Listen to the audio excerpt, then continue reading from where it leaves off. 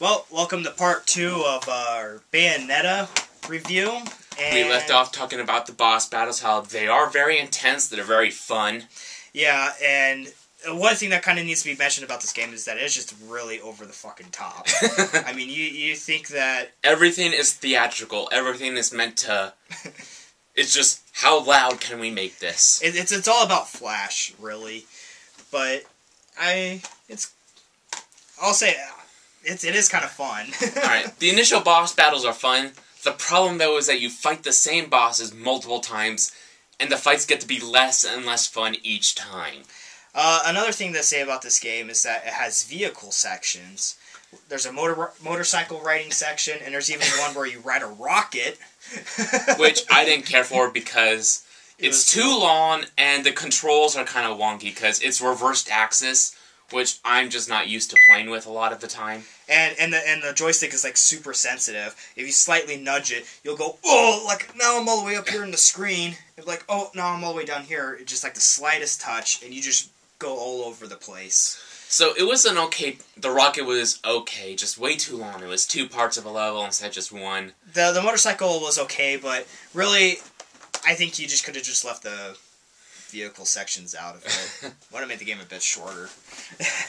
Yeah, this is another thing, is that the game, you get to a point where you think you're at the end, but then it just continues to go on.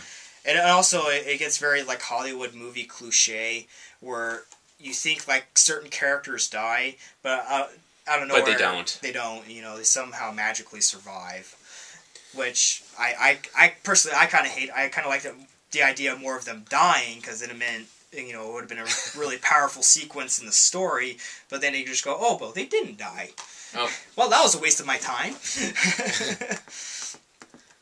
I don't know, but overall, I'd say rent the game. Probably not worth buying it for, but... When it comes down to it, after you boil away, yeah, the story's a waste of time, the gameplay and mechanics can be really fun and annoying, but when you really get down to it, to the nitty-gritty, this is a rent. This is worth playing. Yeah.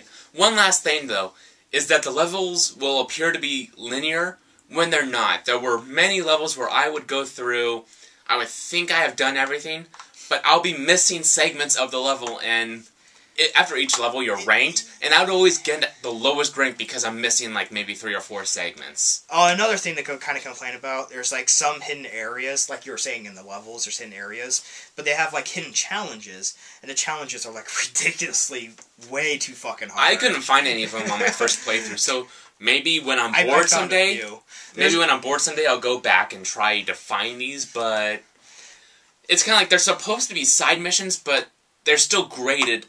They're still given to you as your overall grade. But, like, some of these, like, challenges, like, there's one where, oh, defeat the enemy with only 10 kicks and only 10 punches. And it's just like, dude, if you can fucking master that shit, more power to you. Me, I'm just not gonna waste my time trying to fucking do that. It's ridiculous. So, anyway, it's definitely worth a shot. Is it worth... It's a rent. Does it deserve all the big... good reviews that's getting? Probably not that good, but it's still decent. I'll give it that. It's decent. And that's kind of seems like the general consensus of it is that, yeah, everybody kind of says the same thing. It's just, it's not great, but it's enjoyable. If you want to play Devil May Cry as a woman, then here you go. Which, by the way, this is done by the same director as the first Devil May Cry. So if you want to play Devil May Cry again, you can go ahead and try playing this. So I think this is better than Devil May Cry. I really fucking hated Devil May Cry. So that's all we have. Yeah. Bayonetta. Not much else you can say. We kind of said it all. Now we're just repeating ourselves. It's just a hot chick fighting off angels that... Oh yeah, and her hair turns into monsters too. Which are actually pretty neat ones. Yeah. So, all right. That's it. So thanks for listening.